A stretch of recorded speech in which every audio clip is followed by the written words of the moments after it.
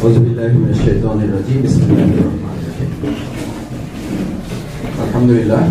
আসসালামু আলা রাসূলিল্লাহ ওয়া আলা আলিহি ওয়া সাহবিহি আজমাইন। শহীদ কাফেলা বাংলাদেশ ইসলামী ছাত্র শিবির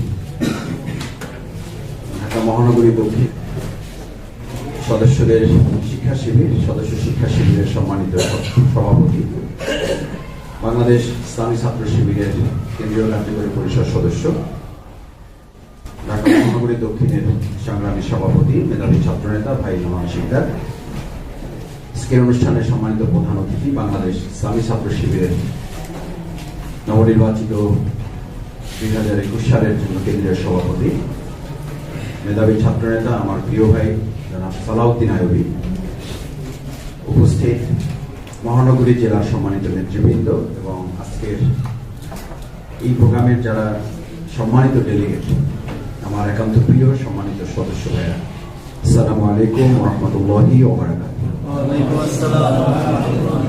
ভালো আছেন আপনারা সবাই? আলহামদুলিল্লাহ। আল্লাহ অশেষ মেহেরবানি যে আল্লাহ বিরাট দয়া এবং অনুগ্রহের অংশ হিসাবে আমরা এখানে সমবেত হতে পেরেছি অনেক দিন পরে। দেশের বিরাজমান পরিবর্তিত রাজনৈতিক, প্রশাসনিক এবং একই সাথে করোনা সংক্রমণের এক বিরাট মহামারী থেকে আল্লাহ তাআলা ক্রমান্বয়ে আমাদেরকে আস্তে আস্তে একটা ইতিবাচক পরিস্থিতির দিকে নিয়ে যাচ্ছে। সেই জন্য আমাদের শুকরিয়া আদায় করছি আমরা সকলে। আলহামদুলিল্লাহ। একই সাথে তার দরবারে নিরাপত্তা কামনা করছি। আল্লাহুম্মা ইন্নী আউযু বিকা মিনাল হামমি ওয়াল হাজন ওয়াল আজজি ওয়াল কাসলি ওয়াল বুখলি ওয়াল জুবনি ওয়া দালা'আদ দাইনি ওয়া গালাবাতির রিজাল। আল্লাহ তাআলা যেন সমস্ত মুসিবত বালা থেকে, সমস্ত আমাদের জটিলতা কুটিলতা থেকে হেফাজত করেন, শেষ পর্যন্ত আমাদেরকে যেন আল্লাহ তাআলা কামিয়াব করেন। এরপরেও যদি কোনো ধরনের পরীক্ষার জন্য আল্লাহ তাআলা আমাদেরকে বাছাই করেন, সেই পরীক্ষার জন্য যেন আমাদের প্রস্তুতির জন্য আমাদেরকে আল্লাহ তাআলা যোগ্যতার সাথে মোকাবেলা করার তৌফিক দান করেন। আমরা সাধারণত সবসময় নিরাপত্তাই প্রত্যাশা করি, আল্লাহ তাআলা যেন আমাদেরকে সবসময় নিরাপদ রাখেন। এই দোয়া আমাদের প্রিয় নবী রাসূল সাল্লাল্লাহু আলাইহি সাল্লাম করতেন না করতেন? তারপরও তার সাথে যুদ্ধ আসছে, তায়েফ আসছে, বদর আসছে, উহুদ আসছে। তার মানে তার দোয়া কবুল হয় নাই? কবুল হয়েছে। এখন আমাদের দোয়া কবুল হওয়ার অর্থ হইল যে আমাদের কোনোদিন কোনো ঝামেলা হবে না, আর এটা হওয়ার অর্থ হলো আমাদের দোয়া কবুল হয় নাই। ব্যাপারটা তা নয়, এটা দোয়া কবুলেরই অংশ। আল্লাহ তাআলা কল্যাণের জন্যই আপনাকে বাছাই করেছেন। মাছকে যদি কোনো মাছের মালিক তাকে পানিতে না ফেলে তাকে যদি শুকনা মরুভূমিতে ফেলে দেয়, এটা তার জন্য কল্যাণ না অকল্যাণ? তাকে যদি একটা সোনার বাটিতে আপনি সাজাই রাখেন, উপরে হীরা জহরাত দিয়ে ঢেকে রাখেন, কিন্তু সেখানে পানি নেই, পানির চেয়ে তো দামি জিনিসই রেখেছেন, ভালো জিনিসই রেখেছেন, কিন্তু তার জন্য কি এটা কল্যাণকর না অকল্যাণকর? অকল্যাণকর। আল্লাহ তাআলা আপনার জন্য কল্যাণ কোথায় রেখেছেন? ইন্না মাআল বালা ওয়া ইন্না মাআল জাজা। আল্লাহ তাআলা কারোর জন্য আগে বালা ঠিক করে না, মুসিবত ঠিক করেন, আগে ঠিক করেন তার প্রতিদান। ভালো করে খেয়াল করুন, আগে ইমানদারদের জন্য বালা ঠিক করে না, মুসিবতটা আগে নির্ধারিত হয় না। আগে আপনার জন্য জেল ঠিক হয় না, আগে আপনার জন্য ফাঁসির মঞ্চ তৈরি হয় না, আগে আপনার জন্য বন্দুকের বুলেট তৈরি হয় না, আগে আপনার জন্য আল্লাহ দরবারে তৈরি হয় প্রতিদান।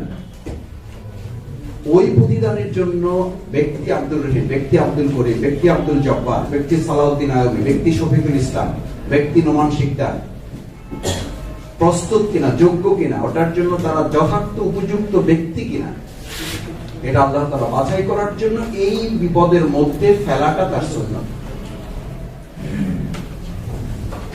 সেজন্য বলা হয় ইন্না মাআল বালাই ওয়া ইন্না মাআল জাযা। আগে যাজা নির্ধারিত হয়, তার আলোকে তাকে বাছাই এবং যাচাই প্রক্রিয়াটা নির্ধারিত হয়। আল্লাহ তাআলা যেন বিরাজমান পরিস্থিতির উপর ভিত্তি করে কোন রকম বাছাই প্রক্রিয়ার জন্য যদি আল্লাহ তাআলা আমাকে বাছাই করেন, কবুল করেন, সেটার জন্য যেন আমাদেরকে আমরা প্রস্তুত থাকার তৌফিক যেন দান করেন।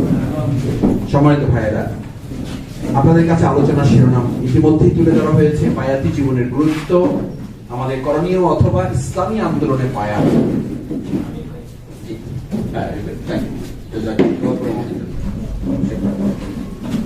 তো ইসলামী আন্দোলনের বায়াত। এই প্রসঙ্গে যাওয়ার আগে কাগজ কলম আছে তো সবার কাছে? কাগজ কলম আছে, নোটপ্যাড আছে, আইপ্যাড আছে, মোবাইল আছে, যে যেখানে পারে সবচেয়ে ভালো পারা যায় ব্রেইনে যতটুকু লিখে রাখা যায় এখানে ধারণ করার চেষ্টা করার, বাকিটুকু চেষ্টা করবে। এই প্রসঙ্গে যাওয়ার আগে আপনাকে 5টি পয়েন্ট একটু ছোট করে নোট দিতে হবে। কয়টা? 5টা। নাম্বার 1, ইসলামী আন্দোলনের বায়াত। এটার ফার্স্ট ধারণাটা আপনাকে নিতে হবে যে আমরা সৃষ্টিগতভাবে, জন্মগতভাবে আমরা বায়াতবদ্ধ, ওয়াদাবদ্ধ, আমরা শপথবদ্ধ সৃষ্টিগতভাবেই। আপনি পৃথিবীতে এসেছেন বায়াতের জিন্দেগি নিয়ে এসেছেন, শপথ নিয়ে আপনি এসেছেন। আপনার সৃষ্টি হয়েছে সদস্য হিসাবে। আমি ছাত্র শিবিরে থাকতে এই কথা সাথীদের প্রোগ্রামে, সদস্যদের প্রোগ্রামে, এখন আমাদের জামাতের রোপণের প্রোগ্রামে কমন এটা বলেছেন, কমন এটা বলেছেন। আপনি জন্মই হয়েছে সদস্য হয়ে। আল্লাহ তাআলা আপনাকে সদস্য করেই পৃথিবীতে পাঠিয়েছেন। সূরা আরাফের 172 নম্বর আয়াত। কত নম্বর আয়াত? 172 নম্বর আয়াত। ওয়াইদ আখাযা রাব্বুকা মিন বানি আদম। এই বনি আদম যখন আল্লাহ তাআলা সৃষ্টির সিদ্ধান্ত নিয়েছেন আলমে আরওয়া, রূহের জগতে, তখন আপনার অস্তিত্বই সৃষ্টি হয়নি, শুধু আপনার রূহ তৈরি হয়েছে। সেই সময় আল্লাহ তাআলা আমাদেরকে জানতে চেয়েছিলেন, জিজ্ঞেস করেছিলেন, ওয়াইদ আখাযা রাব্বুকা মিন বানি আদম মিন যুহুরিহিম যুররিয়াতাহুম ওয়া আশহাদাহুম আলা আনফুসিহিম। সমস্ত নফসকে আলাদা আলাদা করে, কালেকটিভলি, পার্সোনালি এরকম জিজ্ঞেস করা হয়নি সবাইকে রাজি আছেন, মাঝখানে দুজন বাদ পড়ে গেছেন, ব্যাপারটা এরকম না। অথবা দুজন মনে ছিলেন যে আমি এখন জানাবো না পরে জানাবো, পরিস্থিতি বুঝে সিদ্ধান্ত নিচ্ছি, এটাও কেউ বলেন না। আলা আনফুসিহিম আলাস্তু বিরাব্বিকুম ক্বালু বালা। সবাই এই কথা বলে দিয়েছেন, ইয়েস, আপনার সাথে অঙ্গীকার করলাম যে আপনাকে ছাড়া আমরা কারো গোলামি করব না, আপনাকে ছাড়া আমরা কারো দাসত্ব করব না। এখন সেই ওয়াদাবদ্ধ লোক আপনি এখন আল্লাহর গোলামি করার পরিবর্তে আপনি ঘুমের গোলাম। কিসের গোলাম? কখন মানুষ ঘুমের গোলাম হয়? যখন রাত্রি 9টায় ঘুমাতে যায়, এটা কি ঘুমের গোলাম? কখন ঘুমের গোলাম হবে? আজান হয়ে গেছে, আপনি তখন ঘুমে আছেন, তখন আপনি কিসের গোলাম? ঘুমের গোলাম। সকালে সদস্য বৈঠক ডাকা হয়েছে, আপনি ঘুমের কাতর হয়ে আছেন। ব্যক্তিগতভাবে দাওয়াতি কাজে বের হওয়ার কথা ছিল, আপনি ঘুমের কাছে হার মেনেছেন। তাহাজ্জুদ পড়ার নিয়ত করেছিলেন, আপনি ঘুমের কাছে হার মেনেছেন। এই সময়টা আমি কিসের গোলাম? চোখের কথা ছিল মোবাইলের দিকে তাকিয়ে এটা দেখবো, এটা আপনার জন্য জায়েজ, এটা আপনি দেখবেন, এটা আপনি আল্লাহর গোলাম। যেটা আমার দেখার কথা না, আমি দেখেছি, এটা আপনি কার গোলাম? নফসের গোলাম। কার গোলাম? নফসের গোলাম। যখন আপনি নফসের গোলাম থাকেন তখন আপনি আল্লাহর গোলাম থাকেন। যখন আপনি চোখের গোলাম থাকেন তখন আপনি আল্লাহর গোলাম থাকেন। যখন আপনি আরামায়েশের গোলাম থাকেন তখন আপনি আল্লাহর গোলাম থাকেন। যখন আপনি পৃথিবীর কোনো ভালোবাসার গোলাম থাকেন তখন আপনি আল্লাহর গোলাম থাকেন। যখন আপনি আপনার ক্যারিয়ারের গোলাম থাকেন তখন আপনি আল্লাহর গোলাম থাকেন। তখন আপনার এই ওয়াদাটা সেই সময় নাকাসা বা ইন্নামা ইয়ানকুসু আলা নাফসি। আপনার সদস্য শপথ ভঙ্গ হয় না, আপনার ভঙ্গ হয় আল্লাহ প্রদত্ত যে শপথ আপনাকে দিয়ে পৃথিবীতে পাঠানো হয়েছে, সেই শপথ আপনি ভঙ্গ করেন। আপনি ভয় করবেন নোমান শিকদারকে না, আপনি ভয় করবেন আল্লাহ প্রদত্ত সেই শপথ, যে শপথ আপনি প্রতি মিনিট, প্রতি সেকেন্ড আমার দ্বারা লঙ্ঘন হচ্ছে। কিসের নোমান ভাইয়ের কাছে জবাব দিই? কিসের ঢাকা জেলা দক্ষিণের সভাপতির কাছে আমার জবাব দিই? উনি তো জবাব দিই করতে করতে দিশা হয় না। আমার ভাবটা হলো কোনোভাবে যদি আমার সভাপতিকে আমি বুঝাই দিতে পারি, কনভিন্স করতে পারি, ব্যাস আলহামদুলিল্লাহ। আমি মাঝে মধ্যে বলে থাকি, নামাজের আযান হয়েছে, এখন কোন ইমামকে ফোন দিয়ে যদি কোনো মুসল্লি বলে, হুজুর আমার আজকে একটু ঝামেলা আছে, আজকে আমি নামাজটা পড়তে পারলাম না, আমার ব্যাপারটা আপনি একটু দেখেন। পৃথিবীর কি এরকম 2-4 ইমামের নাম বলেন? কাবার ইমাম পারবে তো? মসজিদে নববীর মধ্যে পারারই কথা, যেখানে যেহেতু রাসূল সাল্লাল্লাহু আলাইহি ওয়াসাল্লাম শুয়ে আছে, পারবেন না? ওনাকে ফোন দিলে যে হুজুর আমার ব্যাপারটা একটু আপনি কনসিডারেশনে রাখেন, আমার পক্ষে সম্ভব হচ্ছে না, আমি একটু ঝামেলায় পড়ে গেছি, আর শরীরটাও ভালো যাচ্ছে না, সম্ভব?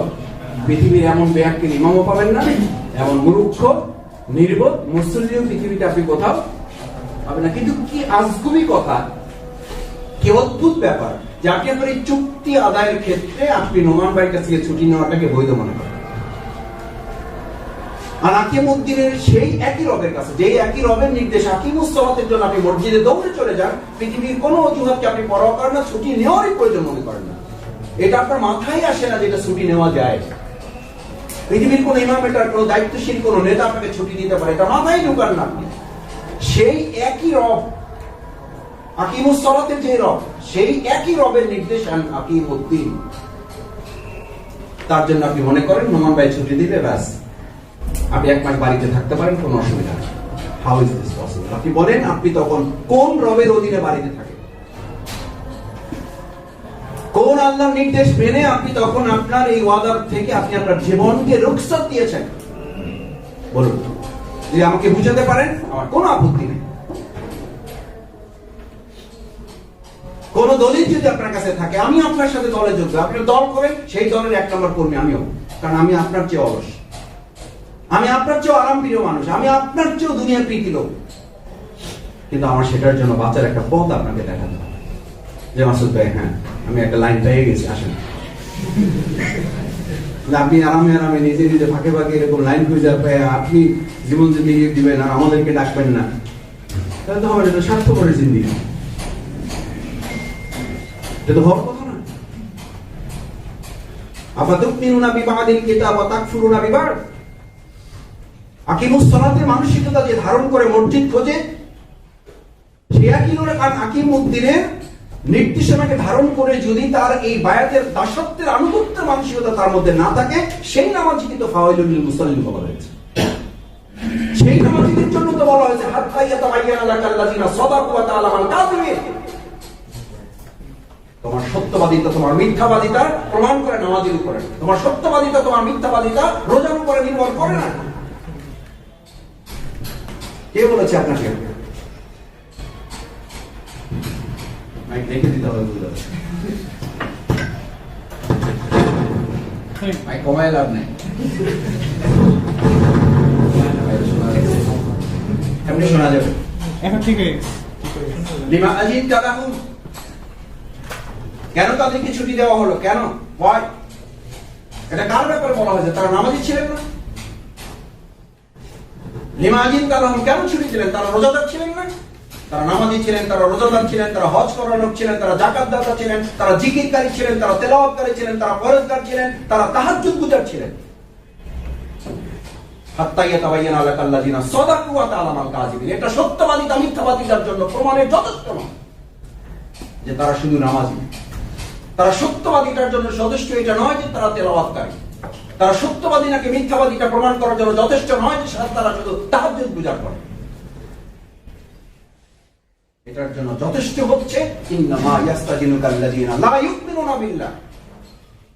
যারা বায়াতের দাবি পূরণে কোন রকম অজুহাতের তোয়াক্কাই করে না, তারা অজুহাতের কথাই ভাবে না, কারণ কোনো যুক্তির পরোয়া করে না, কারণ তাহলে তাদের ঈমান থাকে না।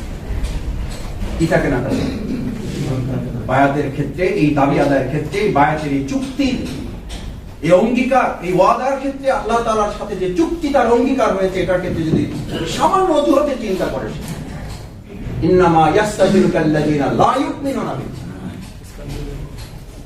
বাংলা কথা, আরবিটা এখানে ভালো বুঝবেন। অনেক ভালো ভালো মাদ্রাসার ছাত্ররা এখানে আছে। ভালো মাদ্রাসার ছাত্ররা এখানে আছেন না মাদ্রাসার ভালো ছাত্ররা এখানে আছে, সেই জন্য মাদ্রাসায় আলোচনা করতেছি, তো বলতেছি মাসুদ ভাই মাদ্রাসা ভালো, কিন্তু ছাত্র অবস্থা কি সেই কথা জানতে হবে। আমি বললাম ভাই তাহলে আমার ডায়লগ চেঞ্জ, মাদ্রাসার ভালো ছাত্ররা এখানে আছেন। বলছেন এবার ঠিক আছে।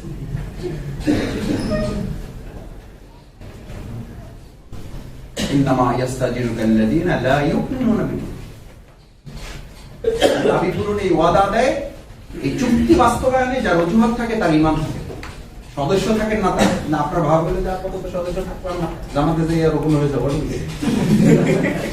পোষাই দেবো, মানে আমাদের সব কিছুতে একটা পোষাই দরকার। একটু মিলাই জিলাই কি মারাত্মক কথা। আজকে বললাম কালকে করে ঠিক করে দেবো। আজকে এখন যদি এই অবস্থা আপনার মৃত্যু হয় তাহলে আপনি কি করবেন? আলী রাদিয়াল্লাহু তাআলা এই চুক্তির প্রশ্নে এটাই বলেছিলেন, তোমার চুক্তির বাস্তবায়নের প্রতিক্রিয়াটা তোমার এমন থাকবে, যখন লঙ্ঘিত অবস্থায় আসো, এই অবস্থায় মৃত্যু হলে তোমার শেষ আমলের উপরে হিসাব শুরু হবে, এটার উপরে তোমার জান্নাত জাহান্নাম নির্ধারিত হবে। তাহলে তোমার কি হবে? তাহলে তোমার কি হবে? হযরত জুন্নুন রাদিয়াল্লাহু তাআলা তিনি এই কথাই বলেছেন, আমি তো চুক্তির কথাগুলো আলমে আবহাওয়ায় যে চুক্তির কথা কোরআনে নাযিল হয়েছে, এটা যেন এখন আমার কানে বাজে। আমি ওই চুক্তিটা এখন আমার কানে শুনতে পাই, যারা আমাকে চুক্তি পড়ানো হচ্ছে। আর আপনি তো আমাদেরকে বলা হয় সদস্য শপথের এই কবিতা রাখবেন, বছর 2-1 কিন্তু দেখবেন, ঠিক আছে, ডোরারের মধ্যে রাখবেন কি পড়ছেন না পড়ছেন। আর জুলজুন বলেন যে আমি ওই ওয়াদার কথা এখনো আমার কানে বাজে, যে আমাদেরকে চুক্তি করানো হয়েছে, ওয়াদা করানো হয়েছে, এবং এটা এই জন্য করানো হয়েছে যে দুনিয়ার কোন ব্যক্তির দুর্বলতার কারণে যেন আমি কিয়ামতের দিন কোনো চুক্তি খুঁজে না বেড়াই। আমি তাকুলা ইয়াউমাল কিয়ামাতি ইন্না কুন্না আন হাযা গাফিলিন। মারাত্মক কথা। কোরআনের শব্দ শুনেছেন, কোরআনের বাক্য ব্যবহার দেখেছেন। আমি তাকুলা ইয়াউমাল কিয়ামা, একজন ব্যক্তি যেন দাঁড়িয়ে বলতে না পারে আমি রাসেলের দুর্বলতার কারণে আমার দুর্বলতা ছিল, থানার সভাপতির দুর্বলতার কারণে আমার দুর্বলতা ছিল, মহানগরী যেভাবে আমাকে তত্ত্বাবধান করার কথা ছিল সেই তত্ত্বাবধানের অভাবে আমি দুর্বল হয়ে গেছি, করোনা পরিস্থিতি সংকট মোকাবেলায় আমি ব্যর্থ হয়ে গেছি। করোনা মোকাবেলা তো আপনাকে করতে বলা হয়, করোনা তো দেওয়া হয়েছে আপনার ইমানকে মজবুত করার জন্য। যে কোনো বিপদ আসলে ইমানদারদের দুটো পরিস্থিতি তৈরি হয়, হয় ইমানটা আরো বেড়ে যায়, না হলে সে কুফর হয়ে যায়, না হলে সে কাফির হয়ে যায়। আপনি কোন ভাগে আছেন সেই সিদ্ধান্ত নেওয়ার মালিক আপনি, মালিক আপনি। এটা সাধারণ কথা নয়। আমাকে মাফ করবেন, আমি ইসলামী আন্দোলনে কখনো ইনিয়ে বিনিয়ে কথা বলা পছন্দ করি না, সেই জন্য মাইক বন্ধ করে দিয়েছি। সাধারণ কথা আমি বলতে পারি না। আমি রাসূল সাল্লাল্লাহু আলাইহি ওয়াসাল্লামের খুতবার সুন্নাহ দেখেছি। রাসূল সাল্লাল্লাহু আলাইহি ওয়াসাল্লাম খুতবা দিতেন, ওনার চেহারাটা টকটক করতো, ওনার হাতে লাঠিটা থরথর করে কাঁপতো, সামনে যারা বসে থাকতো তারা চোখ ফেলার একটা চোখের পলক ফেলার সুযোগ পেতেন না। আল্লাহ রাসূল কোন শব্দটা বলছেন যেটা আমার স্মৃতি থেকে হারিয়ে যাবে। সেই জন্য আমি ছাত্র জীবনে বলতাম, যখন ডেলিগেটের ঘুমাবার টাইম হবে সেই টাইমে আমাকে আলোচনা দিবে। আমার আলোচনা চলবে আর একজন ডেলিগেট ঘুমাবে, আমি দেখতে চাই কোন ডেলিগেট ঘুমাবে। তা হতেই পারে না। তাহলে হয় আমি আলোচক ঠিক নাই, না হলে ওই ডেলিগেট ঠিক নাই। ইসলাম তো নিয়ে কথা বলো না। কোথায় ইসলাম আপনাকে আল্লাহ তাআলা কোথায় বলেছেন? পারলে তোমরা একটু কইলো, কোথায় পেয়েছেন এটা? একটা আয়াত আমাকে দেখান, বের করেন। ৬০০০ যতগুলো আয়াত আছে আপনার, একটা আয়াত খুঁজে বের করে দেন। আল্লাহ তাআলা আপনার আবেদন করেছেন একটু পারলে তোমরা কইলো, দেখেন সুযোগ সুবিধা হইলে একটু করেন, ঠিক আছে? আপনি কেন আশা করেন রাসূল আপনাকে এভাবে এই বিলে কথা বলবে? কেন আশা করেন শফিকুল ইসলাম মাসুদ আপনাকে এসে একটু ওয়াজ করবে?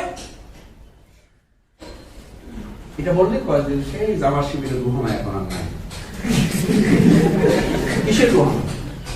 ঘরে আগুন লেগেছে, কোন বাবা মা কি সন্তানকে আশা করে সন্তান ঘুমিয়ে আছে, ঘরে আগুন লেগেছে, আমার ছেলের ঘুমটা নষ্ট হোক এটা আমি চাই না। কত বড় অপদার্থ মা এটা, কত বড় অসভ্য জাহিল মা এটা। এই মাকে কোন সন্তান স্বীকারই করে না, যেটা কেমন মা? ওই সন্তানকে ডেকে উঠিয়ে না পারলে তাকে কোনে কোনে বিছনা সহ চৌকি শুদ্ধ তাকে ঘর থেকে বের করে ফেলে দেবে। সিঁড়িতে নামতে না পারলে তাকে জান্নাতে ফেলে দেবে, বাঁচুক না বাঁচুক ফেলে দেবে, আগুন থেকে বাঁচাই তাকে। এই রুরু আচরণ তার সাথে মা করবে না করবে না? এটার নাম রুহামা না এটার নাম জাহিলিয়াত? এটার নাম রুহামা, এটার নাম রুহামা। তাকে ওখান থেকে বাঁচাতে জানা লাগিয়ে তাকে ফেলে দেবে, এটার নাম রুহামা। এবং সন্তানও ভাববে মা তো সবশেষ চেষ্টাটা আমার জন্য করেছে, ইট ইজ মাই জাস্টিস, এটা আমার প্রতি ইনসাফ, এটা আমার প্রতি ন্যায় বিচার। জাহান্নামের ভয়াবহ আগুন থেকে বাঁচানোর জন্য, দুনিয়ার আগুন থেকে বাঁচানোর জন্য যদি আপনাকে জান্নাতে ফেলে দেওয়ার সিদ্ধান্ত তাকে নিতে হবে, তাহলে জাহান্নামের আগুন থেকে বাঁচাবার জন্য আপনার সাথে কত কঠিন আচরণ করা হবে। আমাদের প্রিয় নবী রাসূল করিম সাল্লাল্লাহু আলাইহি ওয়াসাল্লাম হায়াতের জিন্দেগীর লোকদেরকে এভাবে কথা বলতেন, তারা থরথর করে কাঁপতেন।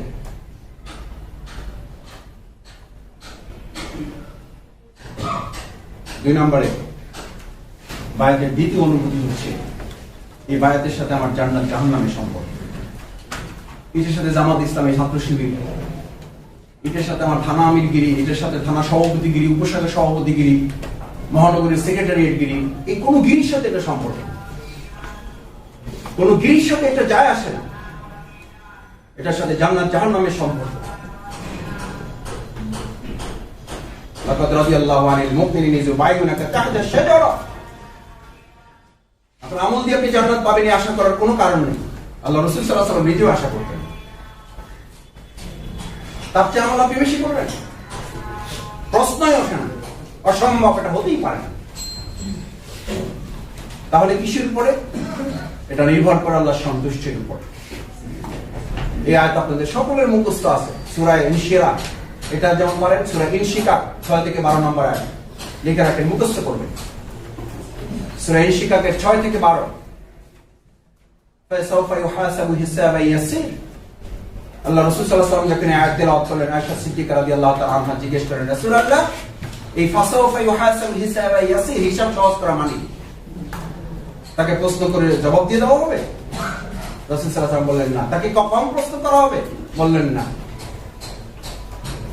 তাকে কি মানে প্রশ্ন করে সাথে সাথে তাকে কি হেল্প করা হবে? না, কোনোটাই না। এই ফাসাউফা ইউহাসাবু হিসাবান ইয়াসিরের সরল তরজমা হলো তাকে কোনো প্রশ্নই করা হবে। যদি কোনো ব্যক্তিকে প্রশ্ন করা হয়, প্রশ্ন করার সাথে সাথে নিশ্চিত হতে হবে তাকে জাহান্নামে যেতে হবে। প্রশ্ন শুরু হওয়া মানে সে কোথায় যাবে? জাহান্নামে। প্রশ্নের জবাব দিয়ে কেউ জান্নাত যেতে পারে, সেটার জন্যই এই বায়াত। এই বায়াতই আপনার জান্নাতের গ্যারান্টি। লাকাদ রাদিয়াল্লাহু আনিল মুমিনিন, সন্তুষ্টি অর্জনের জন্য আর কোনো ব্যবস্থা আপনার সামনে নেই, আর কোনো রাস্তা খোলা নেই। নামাজের জন্য সন্তুষ্টির কোনো আয়াত নির্ধারিত হয়নি। তার মানে কি নামাজ ছোট ইবাদত বলা হচ্ছে না? এটা তার জায়গায় বড়, রোজা তার জায়গায় বড়, হজ তার জায়গায় বড়, যাকাত তার জায়গায় বড়। লাকাদ রাদিয়াল্লাহু অবশ্যই আনিল মুমিনিন, সব মুমিনদের উপর এটা। তোমরা লব্জ শুনেছেন? শব্দটা খেয়াল করেছেন? আনিল মুমিনিন, আনিল নাস বলা হয়নি। সমস্ত মানুষদের মধ্য থেকে আল্লাহ তাদের উপরে সন্তুষ্ট তা বলা হয়নি। অনেক মুমিনরা এখানে আছেন, তাদের মধ্য থেকে কিছু মুমিনদের উপর আল্লাহ তাআলা আলাদা করে সন্তুষ্ট। তারা বিশেষ লোক, তারা ভিআইপি না, তারা সিএমপি। তাদের আলাদা কে, তাদের আলাদা মর্যাদা, আলাদা সম্মান, তাদেরকে আলাদা করে ডাকা হবে। এই সব লোকদের মধ্যে এসে কেন্দ্রীয় সভাপতি যদি বলেন, এই তুমি আব্দুর রহিম এদিকে আসো, বেজার হবে? বেজার হবে না, খুশি হবে। কেন্দ্রীয় সভাপতি আমাকে চেনেন, আমার নাম জানেন, আমাকে ডেকেছেন, খুশি হয়ে যান। লাকাদ রাদিয়াল্লাহু আনিল মুমিনিন ইযুবায়ুনাকা তাহতা আশ-শাজারা। তাদের জন্য যারা বায়াতকে জান্নাত জাহান্নামের মাধ্যম হিসাবে নিয়েছে। এটা আমার জান্নাত, এটা আমার জাহান্নাম। এটা পালন করলে জান্নাত, এটা পালন না করলে জাহান্নাম। 3 নাম্বার, এটা ঈমান এবং কুফরের পার্থক্য রচনা করে। এটা ঈমানিয়াত এবং কুফরিয়াতের পার্থক্য নির্ধারণ করে দেয়। আপনি কোন অবস্থায় আছেন, কোন অবস্থায় জীবন যাপন করছেন। ওয়ারতাবাত কুলুবুহুম ফাহুম ফি রাইবিহিম ইয়াতারাদ্দাদুন। আপনি যখন অজুহাত পেশ করেন, দুনিয়ার মানুষ শুধু আপনার অজুহাতটা দেখতে পায়, আল্লাহ তাআলা আপনার অন্তরের রোগটা দেখতে পায়। সিটি স্ক্যান দেখেছেন? এমআরআই, আর কি একটা নাম বলেন? ইসিজি আছে, এটা পাওয়া যায়। এটা হলো দুনিয়ার বিজ্ঞান। আর কোরআনের একটা কম্পিউটার বিজ্ঞান আপনার মধ্যে আল্লাহ তাআলা ঢুকিয়ে দিয়েছেন, কোরআনের কম্পিউটার। এই কম্পিউটার আপনি চেক করে প্রতি মিনিট প্রতি সেকেন্ড আপনার মধ্যে একটা ল্যাবরেটরি আল্লাহ তাআলা সেট করেছেন। ল্যাবরেটরি, এই ল্যাবরেটরির কথা সূরা আল আলা, সূরা শাম, সূরা লাইলে আছে। এখানে সবাই মুখস্থ আছে সূরা। আনাফসি ওয়া মা সাওয়াহা ফাআলহামাহা ফুজুরাহা ওয়া তাকওয়াহা। ভাই বুঝতে পারিনি এটা আসলে। আপনি ভালোভাবে বুঝতে পেরেছেন। আপনারা জানেন জাপানের 5 জন বিজ্ঞানী শুধু এটার উপরে অমুসলিম নাস্তিক ঈমান এনেছেন।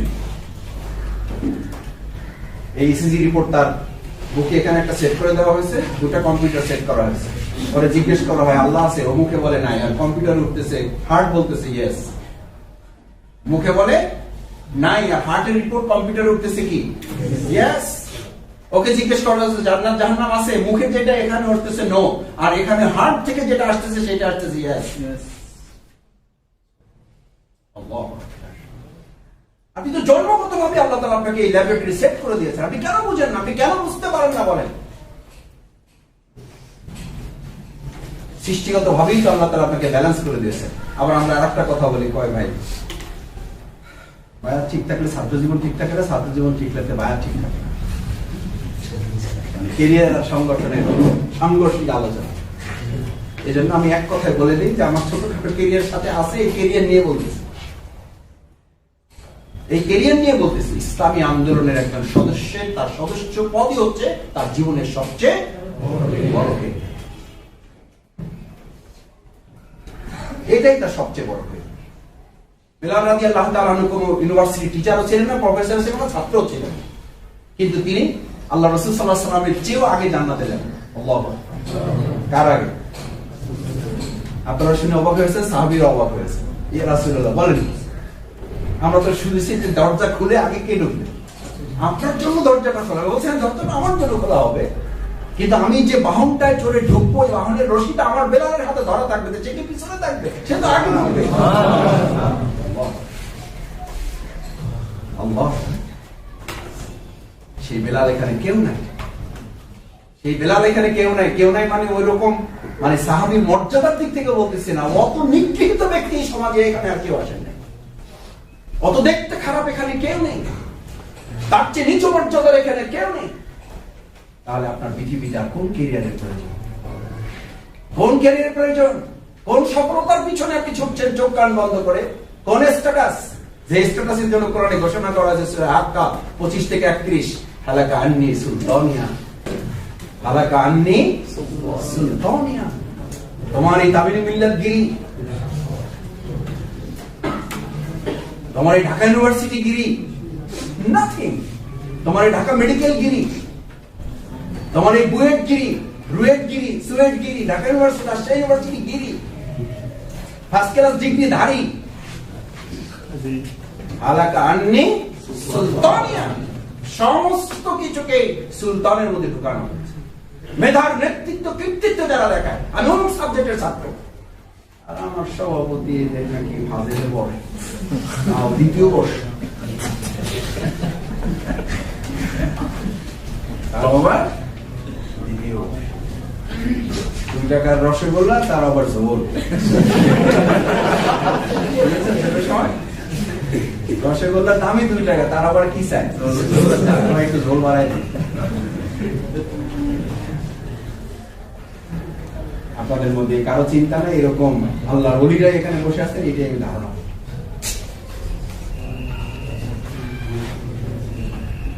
সেজন্য ইমান এবং কুফরিয়াতে পার্থক্য, তাবাত কুলুবুহুম ফাহুম ফি রাইবিহিম ইয়াতারাদ্দাদুন। তারা এই অজুহাত যখন পেশ করে, তারা যখন এই চুক্তির ক্ষেত্রে কোন রকম তাল বাহানা করে, কোন রকম তাল বাহানা করে, যা দুনিয়ার কোনো মানুষ জানতে পারবে না, কোনো ডাক্তার জানতে পারবে না। ডাক্তারের কাছে গেলে ডাক্তার বলে আপনার জ্বর হয়েছে, এটা আপনি তো বুঝতে পারছেন, তাহলে আমার কাছে আসেন কেন? বলছে নাপা খাইতেছি কিন্তু রোগ তো ঠিক হইতেছে। তখন ডাক্তার কি বলে? টেস্ট করে। আবার রোগী চালাক বলে টেস্ট করে যদি বলতে হবে তাহলে আপনার কাছে আসি কিনা?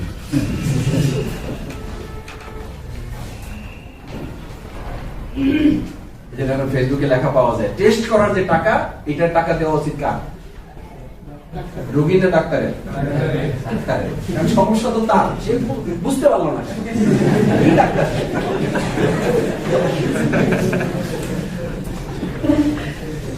আমরা ছোটখাটো ডাক্তার নিয়ে সংসার করি, তো বলে যে এক রোগী তো আমার কাছে ভিজিট চাই বসে,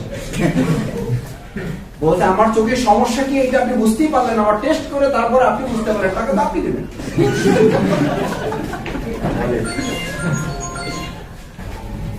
বলে যে সর্বনাশ, বাস্তবে তো তাই হয়। ঘটনা সব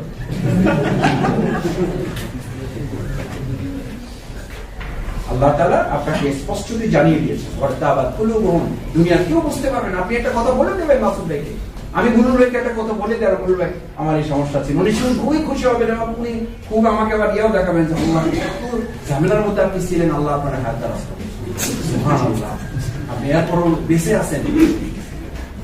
আর আপনি মনে মনে চিন্তা করতেছেন, যাক গুলু ভাই তো বুঝাইতে পারেন কি লাভ হবে, হাসিবু ক্বাবলা আন তুহাসাবু। এটা তো চূড়ান্ত কথা না, চূড়ান্ত জবাবদিহি, চূড়ান্ত হিসাব, চূড়ান্ত পর্যালোচনা, রিয়ালাইজেশন তো কাল কিয়ামতের দিন। এটা রিহার্সাল, ইটস ওনলি রিহার্সাল।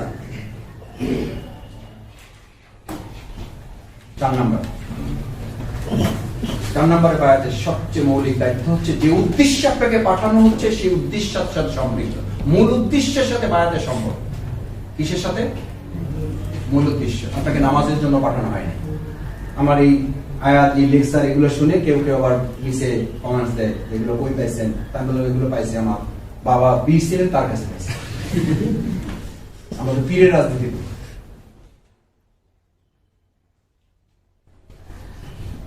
আমি আমার 21.5 বছরের কোন আলোচনায় মাওলানা মওদুদী মরহুম রহমাতুল্লাহ রেফারেন্স দিয়ে আমি বক্তৃতা করি না। আমি এটা কোনো আলোচনায় বলি না যে মওদুদী মরহুম রহমাতুল্লাহ বলেছেন আপনারা এটা করেন। আমাদের কোন নেতা এসে এটা বলে? কোথায় পেয়েছে? আপনাকে তো আল্লাহ তাআলা নামাজ রোজার জন্য পাঠান নাই। আপনাকে পাঠাইছেন কিসের জন্য? ওমা খালাকতুল জিন্না ওয়াল ইনসা ইল্লা লিয়াবুদুন। এটা আপনারা নামাজ রোজা ব্যাখ্যার মধ্যে ঢুকাইয়া আরাম আয়েশে জান্নাতে যাওয়ার বই বের হয়েছে, জান্নাতে যাওয়ার সহজ পথ। কত বড় অথর! আমার গাড়িতে সেদিন উঠে দেখে আমার গাড়িতে ছোট ছোট কয়েকটা বই একটা প্যাকেট ঢুকে, তো বইটাকে আমি পড়া শুরু করছি। বইয়ের উপরে বড় করে লেখা জান্নাতে যাওয়ার সহজ পথ, লেখক এবং মোবাইলের নাম্বার দেওয়া আছে। পরে আমি শেষ করছি, খুব একটা পড়তে পারিনি, ছোট বই পরে ওই নাম্বারে আমার চোখ পড়ার পর আর লেখক মোটামুটি আমার পরিচিত। আমি ওনার ফোন দিলাম, আমি বললাম ভাই আপনার এই 37 পৃষ্ঠা বইয়ে কোরআন হাদিসের রেফারেন্স সহ আমি তো কোনো জায়গায় সোজা পথ পাইলাম না। পুরোটাই তো আপনি পরীক্ষা, আযাব, গজব, জান্নাত, জাহান্নাম, বিপদ, মুসিবত, দুঃখ, জেল, জুলুম সব দিয়ে ভরে রাখছেন, তো সোজা পথ কোন? কয় ভাই এটা একটু আকৃষ্ট করার জন্য যাতে বইগুলো চলে। জান্নাতে যাওয়ার সোজা পথ জানলেই তো সবাই আরাম চায়, সোজা পথ কোথায়? আসসালাতু লিল জান্নাত, আমি ভাই এদের আর কি ঢুকে গেলাম, তাহলে নামাজ বাস কোথায় পেয়েছেন আপনি? সোজা পথ কে বলেছে আপনাকে? আলিফ লাম মিম হাসিবান নাস আইয়ুতরাকু আইয়াকুলু আমান্না হুম লা ইফতান, এটা দিয়ে তার বই শুরু, এইটা দিয়ে তার বই শুরু। তাই বললাম পৃথিবীর এমন কোন ভালো ছাত্রের একজন নাম বলেন যে পরীক্ষা চায় প্রতি সপ্তাহে একটা করে।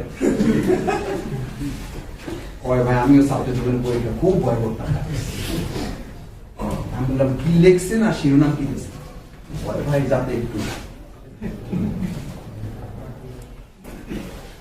সেই জন্য আমি এখন 2-4 দিন ওয়াইদিনের সাথে যখন কথা হয় আমি বলি ভাই খালি বিনা হিসাবে জান্নাতে যাওয়ার কথা বলেন না, ওয়াজের মধ্যে এটাও বলেন যে বিনা হিসাবে জাহান্নামে যাওয়ারও সম্ভাবনা। লা ইউসালু আন যামবিহি ইনসুন ওয়ালা জান। এই আয়াত তেলাওয়াত করলে ওখানে তার 20,000 টাকা যেটা আগে অগ্রিম দেওয়া হয়েছে ওটাও নিয়ে নেবে। যাওয়ার সময় 80,000 তো পরে 20,000 যেটাতে চলে ফেরত আপনারা নিয়ে আসছি বিনা হিসেবে জান্নাতে যাওয়ার জন্য, আপনি ওয়াজ শুরু করছেন বিনা হিসেবে জাহান্নাম। কি আনসার না টাকা ফেরত দেন? ওই মাসুদ ভাই তা ঠিকই বলছে। তাহলে আমি তো কোনো ওয়াজে এই আলোচনা শুনি নাই যে লা ইউসালু আন যামবিহি ইনসুন ওয়ালা জান। কিছু এমন অপরাধী থাকবে যাদের কোনো হিসাবই নেওয়া হবে না, জিজ্ঞাসাই করা হবে না তুমি অপরাধ করছো কেন।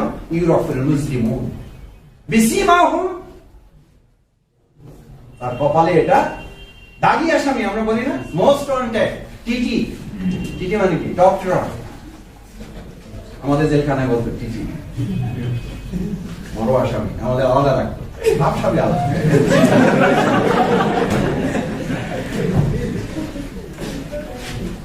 রিয়েলি ভাবসাবি আলাদা ছিল। আলহামদুলিল্লাহ এখানে যারা ছিলেন তারা জানেন আমাদের অন্যরকম ভাব। কিসের জেল সুপার টুপার এগুলো, আমরা এই জেলার আমরা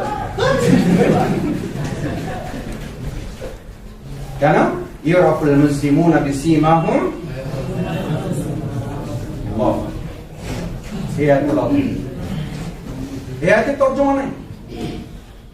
তাহলে 4 নাম্বার কি বললাম? উদ্দেশ্যের সাথে আমাদের সম্পর্ক। উদ্দেশ্যের সাথে ওমা খালাকতুল জিন্না ওয়াল ইনসা ইল্লা লিয়াবুদুন। ইবাদতের আপনারা বলেন, ইবাদতের অর্থ আপনারা বলেন। আল্লাহ রাসূল সাল্লাল্লাহু আলাইহি ওয়াসাল্লামকে জিজ্ঞেস করা হয়েছিল মা বলে ইবাদত, ইবাদত কি? আল্লাহ রাসূল সাল্লাল্লাহু আলাইহি ওয়াসাল্লাম আপনি ইবাদতের কথা আপনি বলেন। আল্লাহ রাসূল এটা বলেন না, আল ইবাদাতু সালাতি, আল ইবাদাতু সাওমি, আল ইবাদাতু হুয়া ফাজ, আল ইবাদাতু হুয়া যাকাত, আল ইবাদাতু হুয়া নফল সালাত, আল ইবাদাতু হুয়া তা'তিল। নো, আল ইবাদাতু বিগায়াতিল জুব্বি বিগায়াতিল হুব। That is by. ইবাদতের মূল উদ্দেশ্য হচ্ছে নিজেকে পরিপূর্ণভাবে শেষ করে ফেলা, সারেন্ডার করে দেওয়া, কমপ্লিটলি নিজেকে আত্মসমর্পণ করা। আমার বলতে কিচ্ছু নেই, আমি নেই, যেখানে আমিত্ব নেই। বিগয়াতিল জুব্বি বিগয়াতিল হুব্বি, চূড়ান্ত বিনয়, চূড়ান্ত ভালোবাসা। দ্যাটস কল্ড ডেফিনেশন অফ ইবাদত। এটা আমার পীর বাবার কথা বলতেছি। একটা শফিকুর রহমান ভাইয়ের ইবারত দিচ্ছে আপনাদের, তামিল মিল্লাতের ডক্টর ইউসুফ হুজুরের কথা বলতেছি। এটা কার কথা? প্রিয় নবী মুহাম্মদুর রাসূলুল্লাহ সাল্লাল্লাহু আলাইহি ওয়াসাল্লামের কথা বলছি। আর ইবাদত বিগায়াতিল যুক্তি বিগায়াতিল হুব্বি, চূড়ান্ত বিনয়, চূড়ান্ত ভালোবাসা। চূড়ান্ত বিনয়ের নামই বেমান বায়াত, চূড়ান্ত ভালোবাসার নাম বায়াত। সূরা তাওবা 24 নম্বর আয়াত, কুল ইন কানা আবাউকুম ওয়া আবনাউকুম ওয়া আজওয়াজুকুম ওয়া আশীরাতুকুম ওয়া আমওয়ালুন তারাফতুমুহা তিজারাতান তাকশাউনা কাসাদাহা ওয়া মাসাকিন তারদাউনাহা। আত্মপূজা, আত্মপ্রীতি আর হলো গৃহপ্রীতি। কি প্রীতি? এই গৃহপ্রীতির কথা আমাদের সকালে শর্ত বলে, হ্যাঁ, এটা পরবর্তী যখন কেউ লিখবে তখন এটা যোগ করতে হবে। মাওলানা মদুদি রহমাতুল্লাহ যতটুকু লিখেছেন তার সাথে এটা যোগ হওয়া দরকার। কারণ আত্মপূজা, আত্মপ্রীতির সাথে এখন আমাদের আর একটা যোগ হয়েছে ম্যাচ প্রীতি। কি প্রীতি? ম্যাচ প্রীতি, বাসা প্রীতি, ঘর প্রীতি। মানে ম্যাচ থেকে বের হলে কখন ম্যাচে ঢুকবে, আমরা বাসা থেকে বের হলে কখন বাসায় ঢুকবে, আল্লাহ তাআলা এখন জানতেন না, তখন জানেন। মাসাকিনা তারদাউনাহা, তোমরা যেখানে থাকো সেখানকার প্রতি তোমাদের একটু আলাদা ভালোবাসা, সেখানকার প্রতি তোমাদের একটু মহব্বত, এটা আমি জানি। এই ভালোবাসা তোমাদের আছে, এটা আমি জানি। এটা কাতর, এটার প্রতি তোমরা মায়ের কাছে একটু যাইতে হবে, বাবার কাছে একটু যাইতে হবে। রহমান ভাই দোয়া করেন, আমার ছুটি দরকার। তো কোথায় যাবেন? বল বাসায় যাবেন। তো কখন যাবেন? বলছে আমি তো লঞ্চে আছি, দোয়া করেন। ছুটি কোথায়? এখন কি করবেন? রহমান শিকদার সাহেব কি বলবেন? না লঞ্চ থেকে লাভ দেন।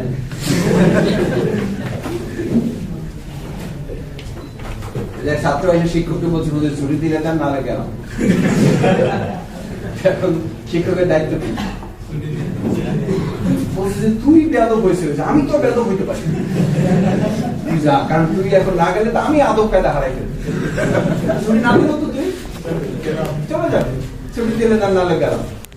এখন লঞ্চে উঠে যদি আমি ফোন দিই, ট্রেনে উঠে যদি আমি ফোন দিই, গ্রামে গিয়ে যদি আমি ফোন দিই, ভাই আমি তো চলে আসছি, জোয়ার ভাই আমার দোয়া করেন। আবার দোয়াও করতে হবে, না ছুটি নিয়েও যাবে না, আবার দোয়াও করার দায়িত্ব আমার। আমি বললাম ভাই আমার বিরাট বিপদে বাঁধাইছে, ছুটিও নিয়ে গেলেন না, আবার দোয়াও আমারই করতে হবে। কেন?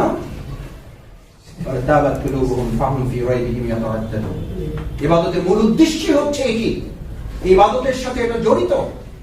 আমার সবগুলো ইবাদতের মূল লক্ষ্য কি দেখেন? আনুগত্য, বায়াত, চূড়ান্ত ভাবে নিজেকে রোজা রেখেছেন। রোজা রেখে এখন আপনি মনে করছেন যে ক্ষুধা আজকে একটু কম লাগছে, আজকে 6:35 ইফতার, আজকে 6:35 করবো না, অতিরিক্ত সব হাসিলের উদ্দেশ্যে আমি 7টায় গিয়ে ইফতার করবো। আলহামদুলিল্লাহ, সব বেশি না কম?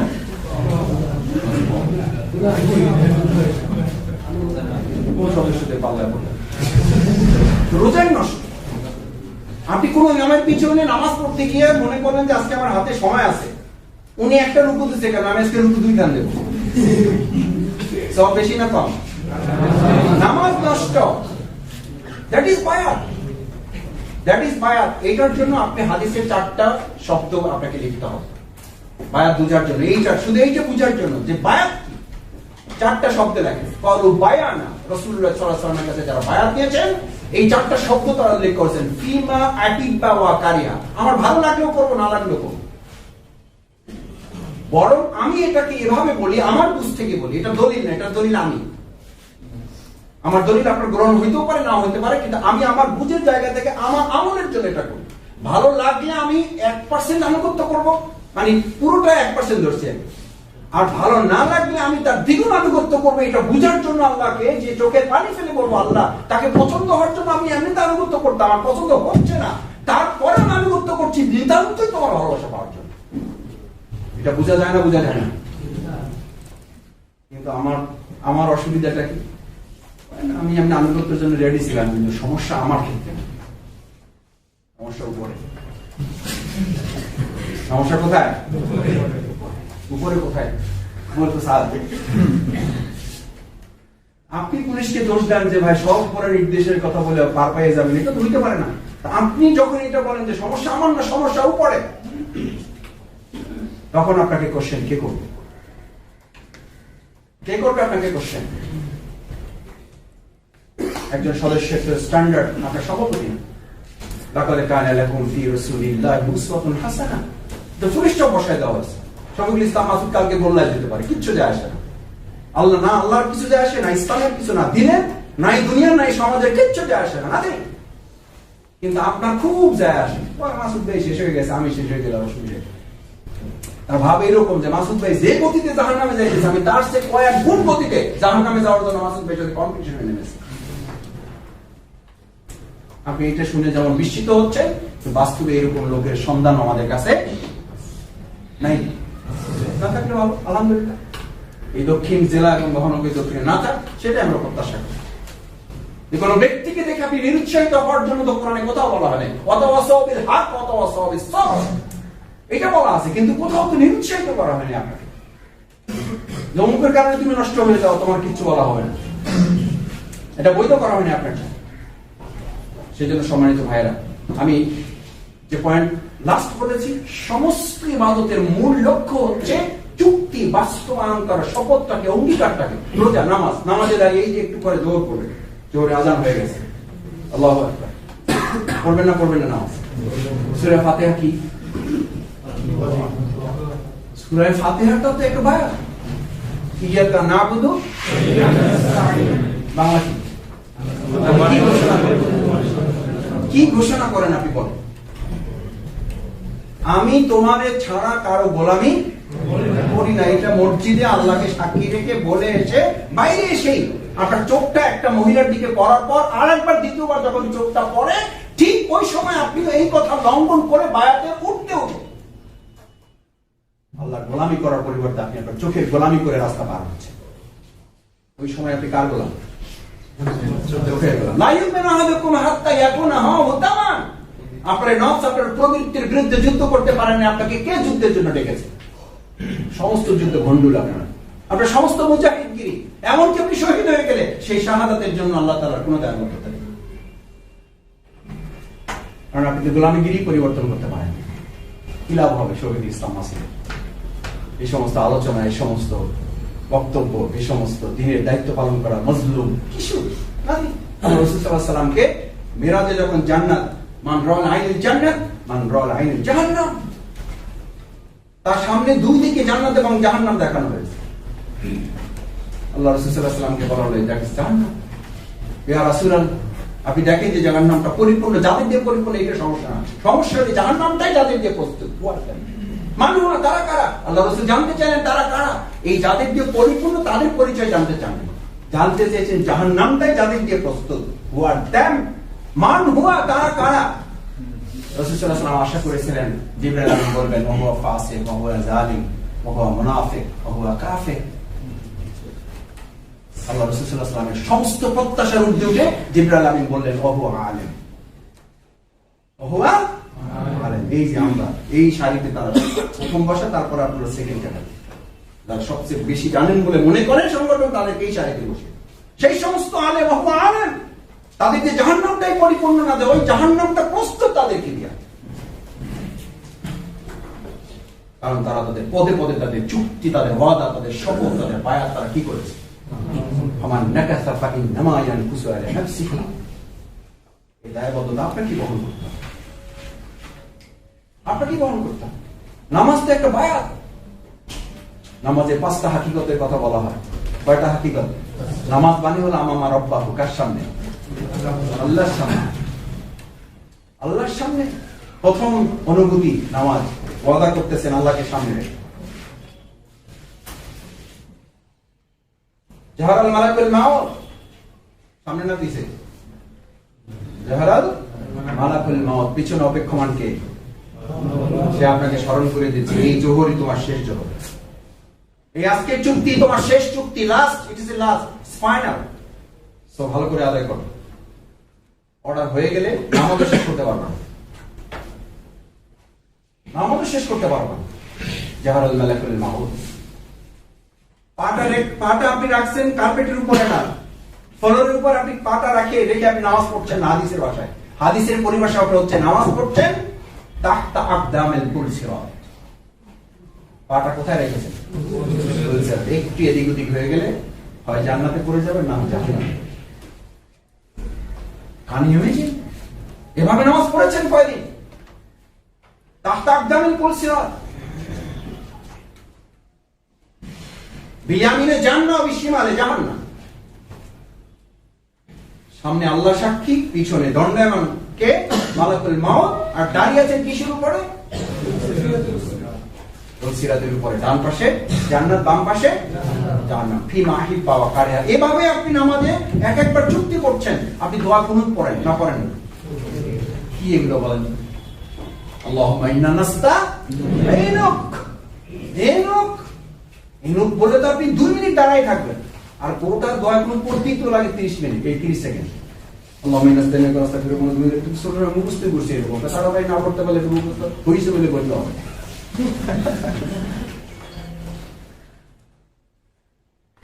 আর কাবার ইমামরা দোয়া কুনুত এভাবে হাত তুলে পড়েন আল্লাহুম্মা ইন্না নাস্তাঈনুক বলে যেন পাথর হয়ে যায়। ওটা মানুষ আছে কিনা এটা বোঝা যায় না। এটা পিলারের স্তর, এটা পিলারে পরিণত হয়ে যায়। আল্লাহুম্মা ইন্না নাস্তাঈনুক, আমি তোমাকে ছাড়া কারো সাহায্য অনুমিনু বিক, আমার আর কারো প্রতি বিশ্বাস নেই।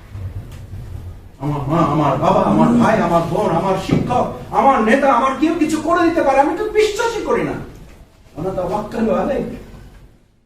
আমি কারোর প্রতি নির্ভর করি না, আমি তো কাউকে অভিভাবকই মানি না।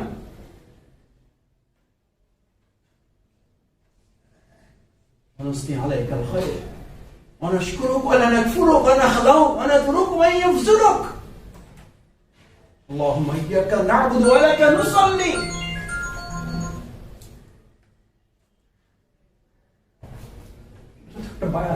কিসের সদস্য বায়াত? আমি পরোয়াই করি না রুকুনিয়াতে। বিশ্বাস করুন আমি আমার রুকুনিয়াতের পরোয়া করি না। আমি ছাত্র শিবিরের কেন্দ্রীয় সভাপতি ছিলাম, আমি পরোয়া করি না। আমি মহানগরী জামাতের সেক্রেটারি, ডোন্ট কেয়ার দ্যাট। আমার ভয়, আমি আমার দোয়া করি আল্লাহকে সাক্ষী কি বলছি আল্লাহকে। আমার ভয় আমি একটু পরে জোহরের নামাজে আল্লাহকে সাক্ষী করে দাঁড়িয়ে আমি কি ওয়াদা করছি আল্লাহর কাছে, আর কি করছি আমি।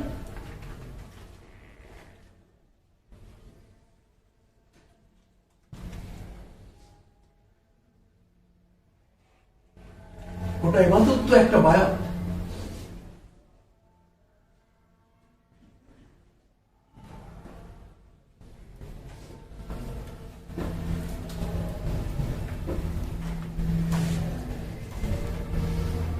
আমার সদস্য ভাইয়েরা, সেই জন্য এটা আপনাকে ভাবতে হবে। সদস্য কি নাথিং। আপনি মুসলিম হয়ে সদস্য হন না, আপনি সদস্য হয়েছেন কি হওয়ার জন্য? মুসলিম হওয়ার জন্য। আপনি সদস্য হওয়ার সময় যে আয়াত পড়েছেন, ইন্না সালাতি ওয়া নুসুকি ওয়া মাহইয়ায়া ওয়া মামাতি লিল্লাহি রাব্বিল আলামিন, এটা সদস্য সম্পদের আয়াত নাযিল হয় নাই। এই আয়াতটা it's a definition of Muslim. এটা কার সংজ্ঞা? মুসলমান। মুসলিম এটা ডিক্লেয়ার করবেন, ওয়াট মুসলিম? মুসলিম হোস ডিক্লেয়ার, সে মুসলিম যে ঘোষণা করবে ইন্না সালাত, আমার নামাজ কার জন্য?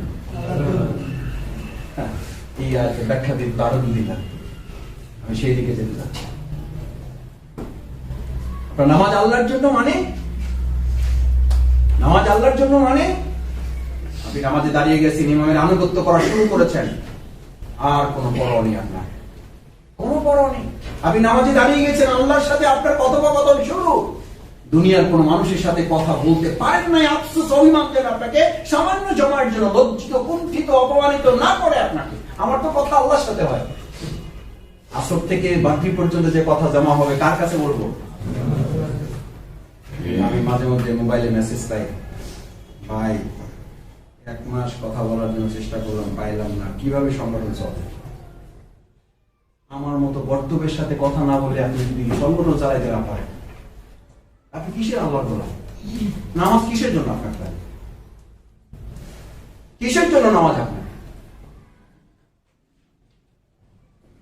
ইমাম ইবনে তাইমিয়া রাহিমাহুল্লাহ বলতেন, আসর থেকে মাগরিবের মাঝখানে আমার যত দুঃখ, আমার যত লাঞ্ছনা, আমার যত অপমান, আমার যত কষ্ট, আমার যত ক্ষোভ জমা হতো, আমি অপেক্ষায় থাকতাম কখন হাইয়া আলাস সালাহ, মসজিদে আজান ভেসে আসবে, আমি আমার রবের কাছে গিয়ে বলবো, আল্লাহ আমি তোমার দিনের দাওয়াত দিতে গিয়ে আমাকে একজন খুব অপমান করেছে,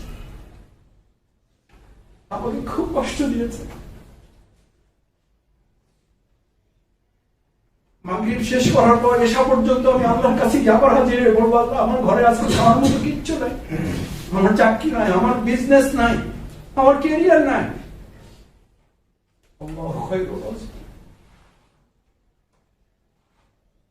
আল্লাহ রাসূল সাল্লাল্লাহু আলাইহি ওয়াসাল্লাম বলতেন যে আল্লাহর সাথে কথা বলে দুনিয়ার মানুষের সাথে কথা না বললে তার কি যায় আসে। আর এখন সদস্যদের, আমি রকমদের, আমি দায়িত্বশীলদের দেখি কথা না বলতে পারলে যেন আমার পেটের ভাত হজম হয় না। যে যত বেশি কথা বলতে পারে সে তত যোগ্যতার অধিকারী। কিয়ামতের লক্ষণ। কিয়ামতের লক্ষণের মধ্যে এটা খাতবাহু কলিলুন সালাতুহু কাসীর। এই সময়ে বক্তৃতা লম্বা হয়ে যাবে, নামাজ কি হয়ে যাবে? সংক্ষেপ হয়ে যাবে। সবাই কথা বলতেছে, আমার একটা কথা আছে না, স্লিপ দেন, পরে না বলতে হবে, সব স্লিপে হয়, তাহলে বইটা প্যাসেন্টার কি অদ্ভুত। অথচ শুধু এটার উপরে সূরা হুজুরাতে সেই সাহাবী মুখে পাথর নিয়ে চলতেন, মুখে পাথর নিয়ে চলতেন। আল্লাহ রাসূল জিজ্ঞেস করলেন, কই আজকে তোমার কোনো কথা নেই? মুখটা আড়াল করে ভিতর থেকে পাথরটা এভাবে নিয়ে এসে পিছনে লুকিয়ে রেখে বসে আছে, আমার আর কোনো কথা নেই। মুখ থেকে কি বের করো? সে রাসূলুল্লাহ, সেই আয়াত নাযিল হওয়ার পর আমি মুখের ভিতর পাথর ঢুকিয়ে চলি, যেন চাইলেই আমি কথা বলতে না পারি, পাথরের জন্য আমার মুখটা আটকে থাকে। মা ইয়ালফিযু মিন কাওলিন ইল্লা লাদাইহি রাকীবুন আতীদ। ফিমা হিব্বা ওয়া কারিহা। আপনি কি পছন্দ করেন না করেন সেটি বড় কথা না, বড় কথা হচ্ছে ইসলাম, দ্বীন, সংগঠন কি পছন্দ করে, দ্যাট ইজ ইওর প্রায়োরিটি। এটা আপনার অগ্রাধিকার ভিত্তি। সংগঠন কি চায়, এই বছরের পরিকল্পনায় কি কি আমার জন্য হাইলাইট করা হয়েছে, আমি তা করব। কেউ না করলে আমি করে দেবো। আমার ধারাটাকে আমি মডেল করব, আমার উপসারটাকে আমি মডেল করবো, আমার জোনটাকে আমি মডেল করব। আমার দায়িত্ব, আমি এটা করব। ফিমা হিব্বা ওয়া কারিহা, নাম্বার 2।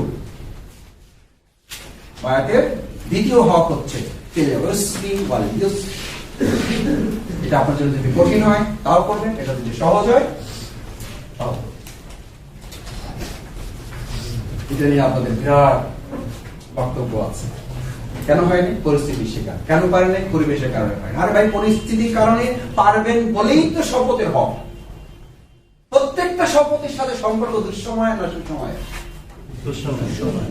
মাথা তুলে লেখা বাদ দেন, সবাই মাথা সোজা করে। এই পয়েন্টটা লিখতে এতক্ষণ লাগবে না, লেখা শেষ করে কথার দিকে নজর দিন। কি বলেছি? বায়াতের সাথে কিসের সম্পর্ক? আর আপনি বলেই বেড়াচ্ছেন যে পরিস্থিতিটা ভালো হবে ইনশাআল্লাহ। বায়াত কি জিনিস, কত প্রকার, কি কি উদাহরণ সহ বুঝাই দিন। প্রত্যেকটা বায়াতের তো ঘটনাই ঘটেছে দুঃসময়কে মোকাবেলা করা। এখন তো সেই দুঃসময়, এখন তো বায়াতের মৌসুম যাচ্ছে। আমি ওদের রকমদের বলতে বলি, এখন তো বায়াতের কি মৌসুম চলতেছে। একদম প্রত্যেকটা ফলের একটা মৌসুম, ব্যবসার একটা মৌসুম। এখন তো আপনার বায়াতের মৌসুম। এই করোনা মোকাবেলা করবেন, মোকাবেলা মানে এটাকে উত্তরণ করবেন আমরা সাহায্য নিয়ে। এইটা তো করোনা এসছে, তো এই পরিস্থিতি আমাদের ইমান দুর্বল ছিল, এটাকে মজবুত করার জন্য। করোনা তো আমাদেরকে দেওয়াই হয়েছে আল্লাহ সন্তুষ্ট অর্জনের রাস্তা তৈরি করার জন্য। করোনা তো দেওয়াই হয়েছে জাহিলিয়াত থেকে ইসলামিয়াতের দিকে মানুষকে ধাবিত করার জন্য। বিপদ মুসিবত তো আল্লাহ তাআলা এই জন্যই দেন। সেইটাকে আপনি বলতেছেন আমি পরিস্থিতি শিকার। ভাই আমার মোবাইল বন্ধ ছিল, ভাই ভাই কি করবেন, ভাই ভাই মাফ করে দেবেন। কি লাইসেন্স নিয়ে বসে আছেন ওনার শিখতে হবে, পাওয়ারফুল লোক, মাফ করে দিতে পারেন। উনি মাফ করে দিলে সব মাফ।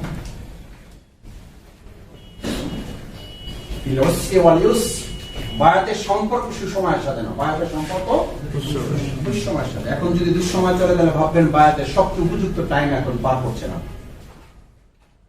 বায়াত নিয়ে ঘরে যাই বসে আছেন, এলাকায় যাই বসে আছেন, ভাই খুব সংস্কারের কাজ করতেছে, অনেকদিন সময় পাই না, চলো গ্রামে যাই কর্মসূচি পালিত হচ্ছে, একটা ভালো রিপোর্ট দিতে পারবেন, দোয়া করেন।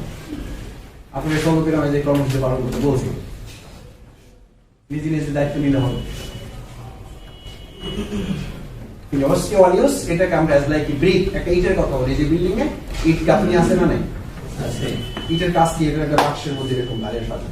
প্রথমে এটা সাইজ করে, এরপরে এটা শুকায়, এরপরে আগুনে পোড়ায়, চুলার মধ্যে দেয়, এরপরে এইটারই আমরা ভাঙে। তো ইট যদি কথা বলার শক্তি থাকতে বলতে হবে ভাঙবে যদি বানাইলেন আগে কম মানে এগুলো ফাইজলিমের একটা শেষ থাকা উচিত।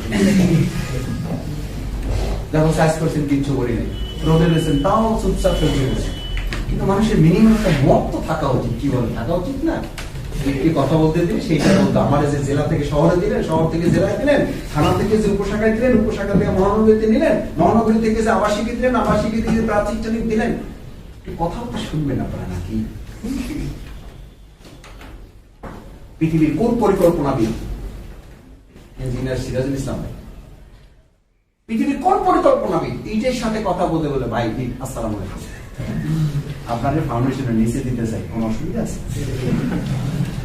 বলে থাপড়াই একবার গাল ভাবে, তুমি নিজে দাও না, আমল করো আগে। আমলের জিন্দিগি নাই, খালি বক্তৃতা করে বেড়ায়, নিজে দাও। পৃথিবীর ইট এটা বলতো না, বলতো না। আপনারা নৈতিকতা কোথায় বলে এটা যে শফিকুল ইসলাম মাসুদের বলতেছে, উনি নিজেই কিন্তু আমল করতেছে, ওনার দাঁড়িয়ে এখনো ছোট। মানে আমার কথা বলা বন্ধ করতে হবে, এটা মূল কথা। ওনারই তো টুপি নাই, ওনারই তো লম্বা জামানের ভিতরে টাই শুট করে ঘুরে বেড়ায়, তুমি আবার কি আমলের কথা বলো? ইঞ্জিনিয়ার যে প্ল্যান দিবে তার তো কাজ হলো তাকে এই কাজটা করার জন্য তাকে দায়িত্ব দেওয়া হয়েছে। এখন ইট যদি পাল্টা তারে বলে আগে আপনি যান, তারপরে আমার সিদ্ধান্ত। As like a brick, বায়াতের অধিকারী সদস্য শপথের ভাইরা হচ্ছেন as like a brick, আপনি একটা ইটের মতো, that is not top.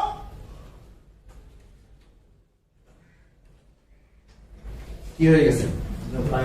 জবাই হয়ে যাওয়ার পর যদি এর হাতে শিরা কাটে, উপশিরা কাটে, চামড়া চলে, এরপরে কাটার সময় কি ওইটা বলে ভাই আস্তে কাটেন, খুব কষ্ট লাগছে, এটা বুঝতে পারে না ভাই, অমানবিকতা। আরে জবাই হয়ে গেছে, তাহলে একটা আস্তে কাটলি কি আর জোরে কাটলি? সদস্য হয়ে কি হয়ে গেছে? জবাই গেছে, এখন কয়েক ভাই একটু রুহামাদি কাটা আছে। কি অদ্ভুত কথা! রোড অ্যাক্সিডেন্টে লোক মারা গেছে, ওই লোকটা মরে গেছে, দেখেন তার চোখ গুলো ভালো আছে কিনা, আলহামদুলিল্লাহ লোকটা মারা গেছে, চোখ দুটো ঠিক আছে, ঠিক আছে, চোখ ঠিক আছে, লোক কিন্তু মরে গেছে, কিন্তু আলহামদুলিল্লাহ হলো কিসের উদ্দেশ্যে? তার চোখ দুটা আপনি কোরবানি হয়ে গেছেন। এখন আপনার চামড়া ছেঁড়া হবে না, শিরা উপশিরা কাটা হবে না, আস্তে জোরে কোপতে হবে না, আস্তে কোপতে হবে, কি যায় আসে? কি যায় আসে? কিন্তু আপনি আশা করতেছেন এখন চামড়াটা যেন না ছেঁড়া হয়। এটা তো জবাইয়ের উপরে জুলুম করা। জবাই হয়ে যাওয়ার পর তো তার দায়িত্ব হচ্ছে তার কুটা বাইরে সবাই খাওয়ার উপযুক্ত করে আগুনে জ্বালাইয়া তারপরে মানুষের সামনে সদস্য হয়ে গেছেন, জবাই হচ্ছেন, এখন কেটে কুটে টুকরা টুকরা করে সেই কথাই সাদ বিন আবি ওয়াক্কাস রাদিয়াল্লাহু তাআলা জীবনে করা হয়েছে। তোমার বায়াত হয়ে গেছে, এখন তোমাকে কেটে টুকরো টুকরো করে যদি আগুনে জ্বালিয়ে ধোঁয়া উড়ে দেওয়া হয়, তবু তুমি রূহ শব্দটি পর্যন্ত করবে। ও শব্দটি পর্যন্ত করবে না, তাহলে তোমার ইমান থাকবে। এটা হচ্ছে বায়াত। ফিল উসরি ওয়াল ফিল মানশাতি ওয়াল মাকরাহ। বায়াতের তৃতীয় হক হচ্ছে এই বায়াত নেওয়ার পর গোটা দুনিয়া আপনার বিপক্ষে চলে যাবে, আবার কেউ আপনাকে হেল্প করতেও ফিল মানশাতি ওয়াল মাকরাহ, কেউ আপনাকে পছন্দ করতে পারে, নাও করতে পারে, ভালোবাসতেও পারে, নাও পারে, দুনিয়ার কেউ সন্তুষ্ট হইতেও পারে, নাও হইতে পারে। গোটা দুনিয়ার সমস্ত বন্ধুকের নখগুলো আপনার দিকে তাক হয়ে যেতে কিছু যায় আসে। শেষ করে দিতে চাই, চার নম্বর হচ্ছে এই বায়াতের হক আদায় করতে গিয়ে আপনি জীবন মৃত্যুর সন্ধিক্ষণে দাঁড়িয়ে দিতে, জীবন মৃত্যুর সন্ধিক্ষণে আপনি এখনই জীবিত, এখনই মৃত, এখনই ভালো আছেন, এখনই সবচেয়ে বিপদগ্রস্ত মানুষ আপনি। সকালে একরকম, বিকালে আর এক রকম, বিকালে একরকম, সকালে আর এক রকম। জীবন এবং মৃত্যুর পরোয়া করার জন্য বায়াতের সাথে কোনো সম্পর্ক নেই। তার সম্পর্ক হচ্ছে কুল ইন্নী লা আমলিকু লাকুম দাররা ওয়ালা রাশাদা, আমার এই দুনিয়ার কারো কল্যাণ করার ক্ষমতা নাই, আমাকে কেউ অকল্যাণ করার ক্ষমতা নাই। ইয়ামসাসকাল্লাহু বিদুরিন ফালা কাশিফা লাহু ইল্লা হুয়া, আল্লাহ না চাইলে আমার কেউ কোনো ক্ষতি করতে পারবে না। এটা বায়াতের হক, বায়াতের হক এটা। ওয়াই ইউরিদি কবে খায়রিন ফালা রাদ্দান লিফাদলিহি ইউসিবু বিমান ইয়াশা, আল্লাহ তাআলা আমাকে দিয়ে যদি কোনো খেদমতের জন্য দয়া করে কবুল করেন, দুনিয়ার কোনো পৃথিবীর শক্তি নাই যে সেখান থেকে আমাকে বঞ্চিত করতে পারে। এটা বায়াতের হক, এটা বায়াতের চূড়ান্ত হক। সবশেষ বায়াতের প্রতিবন্ধকতা 4টি পয়েন্ট শুধু বলবো, শুধু লিখে নেবেন, ব্যাখ্যা থাকে। প্রথম প্রতিবন্ধকতা আমিত্ববোধ। কি বোধ? আমিত্ববোধ। আপনার পার্সোনালিজম, প্লিজ, তার সে আমিত্ববোধের কারণে সমস্ত বাদল নষ্ট হয়ে গিয়েছে। আমিত্ববোধ এগুলোর ব্যাখ্যা করছে প্রথম, number 1।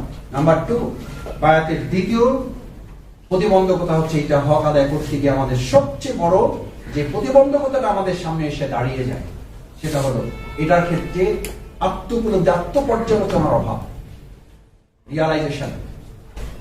What can I do and what to do, আমার কি করা উচিত, এটার পরিবর্তে আমার আঙ্গুল চলে যায় আমাদের কি করা উচিত। সবাই মিলে কি করছেন সেটা আপনার বক্তব্য না, আপনার বক্তব্য আপনি কি করছেন। হোয়াট ক্যান আই ডু, আমার কি করা উচিত, আমি আমার দায়িত্বের জায়গাটা পরিষ্কার কিনা। রিয়ালাইজেশনের অভাব, আত্মোপলব্ধির অভাব। 3 নম্বর, সবচেয়ে আর একটা বড় প্রতিবন্ধকতা আমাদের, সবচেয়ে বড়, ত্যাগ এবং কোরবানির মানসিকতার অভাব। কষ্ট করা ছাড়া, ত্যাগ করা ছাড়া না দুনিয়ায় সফল হবে না পরকালে সফল হবে। কোথাও সফলতা নেই, কোথাও সফলতা নেই। আল্লাহ তাআলা তাকে দুনিয়া সৃষ্টি করেছেন লাকাদ খালাকনাল ইনসানা ফি কাবাদ, কষ্ট করার জন্য, পরিশ্রম করার জন্য। এটা ত্যাগের জায়গা, এটা ভোগের জায়গা না। এখানে ত্যাগ করবেন, জান্নাতে ভোগ করবেন, এখানে ভোগ করবেন, জান্নাত থেকে বঞ্চিত হবেন। আর দুনিয়া উসিতুল লিল মুমিনিন ওয়া জান্নাতুল লিল কাফিরিন। এখন সেই অনুযায়ী তো আপনি জাহান্নামে জেলখানায় তো আছে, হয়ে আছে। আর দুনিয়া উসিতুল লিল মুমিনিন, যদি মুমিন হন তাহলে ঈমানদারদের জন্য এটা কি জেলখানা। তাহলে এখন কই আছে? এটা সেন্ট্রাল জেলে আছে না, কেরানীগঞ্জেরটা কি জেল?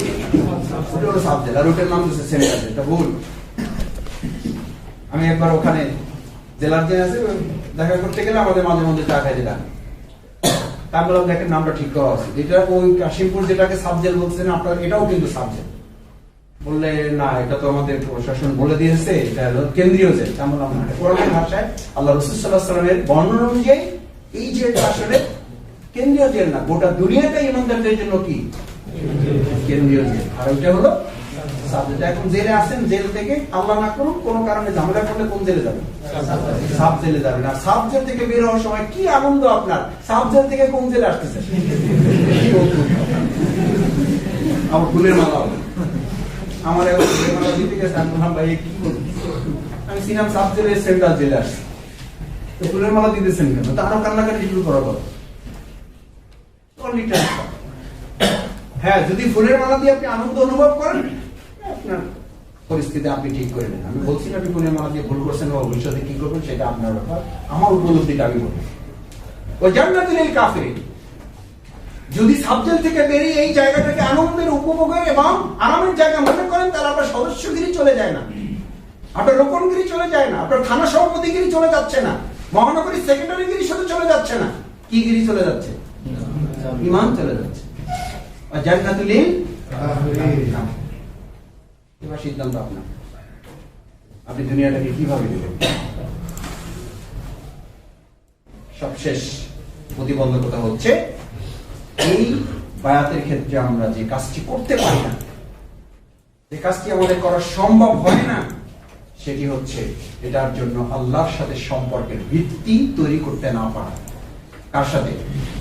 এটা যার হেদায়েত, যিনি এটা সহজ করে দেবেন, যিনি সহজ করা মালিক, তার সাহায্য ছাড়া আপনি এক চুল পরিমাণে যার জীবন, যার জমি, তার সাথে সম্পর্ক ছাড়া আপনি দায়িত্ব পালন করবেন কি করে? এই জন্য আমি একটা কথা বলে শেষ করে দিই, যেটা প্রায় বলি আমাদের ভাইদেরকে, বিশেষ করে দায়িত্বশীলদেরকে আমি বলি, আমাকে দিয়ে আমি প্রথম বলি যে আমার কথা যখন কেউ শোনে না, আমি তখন আঙুলটা আমি তাদের দিকে দিই না, আমি আমার দিকে দিই। আমার কথা শোনে না মানে আমি আল্লাহর কথা শুনি না। আমার আনুগত্য হয় না মানে আমি আল্লাহর আনুগত্য করি না। এটা আল্লাহর ওয়াদা, সূরা ফুরকানের শেষ আয়াত। ফাকাদ কাযাবতুম ফাসাওফা ইয়াকুনু লিজামা, যখন তোমরা আমার দাসত্বের আনুগত্যের লঙ্ঘন করবে, আমি তোমাদেরকে জাহান্নামের ভয় দেখাচ্ছি না, আমি তোমাকে দুনিয়াতে অপমান লাঞ্ছনা উঠিয়ে দিচ্ছি।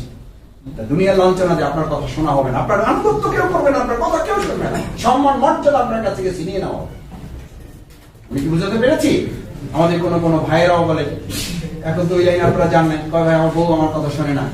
আমার বউরা বলে যে আমার কথা আমার স্বামী একবারই শোনে না, কোনো কথা কানেই নিতে চায় না, কথাই বলা যায় না, কথাই বলা যায় না। তা আমি স্বামীকে আমাদের এই ভাইদেরকে জিজ্ঞেস করি, আপনি কি আমার সব কথা শোনেন? কয় না, মাঝে মধ্যে শুনেন, সব তো পারি না ভাই। তারপরে আল্লাহ এটা তো মেনে নিয়েই তো আপনাকে সবকিছু ঠিকঠাক রাখছেন, তা আপনি এটা মেনে নেন, আপনি একটু ভাবির সব কথা না শুনলে মেজাজ গরম করে দিলেন, বিষয় একটু চিন্তা থাকে।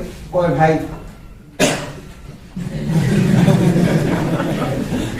উনি আল্লাহ সব কথা শোনে না, কিন্তু আল্লাহর কাছে আশা করে যে আল্লাহ যেন ওনার সব কি রাখে, ঠিক রাখে। আর ওনার কথা ভাবি একটা না শুনলেই এই সংসার নামক ঘরটা উনি কি করে দেবেন, তছনছ করে দেবেন। আমি বললাম যে আল্লাহর কথা যখন আপনি শোনেন না, তখন তো আল্লাহ দায়িত্ব হয়ে যায় এই পৃথিবী নামক সংসারটা আল্লাহ কি করে দেবেন, তছনছ করে দেবেন। তা তো শিখছেন না, তাহলে আপনি এখান থেকে কেন শিখছেন না?